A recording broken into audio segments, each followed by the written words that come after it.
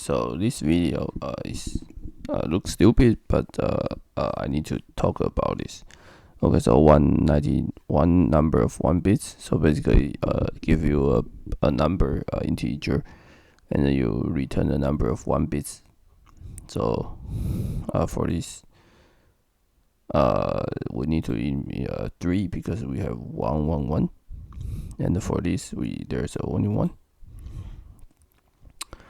Okay, and so and to solve it, we just somebody give you integer, just call it bin.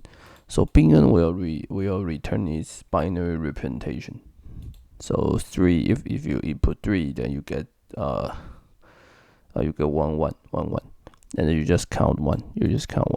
And then this is also called Hamming weights. And in other videos, then we will need to use these Hamming weights to do other things. So there's many ways to solve it. Basically, if you can just solve it by just just keep dividing by 2.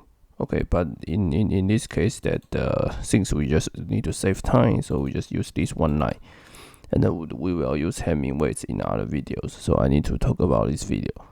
Okay, and I will see you guys in the next video. Thanks.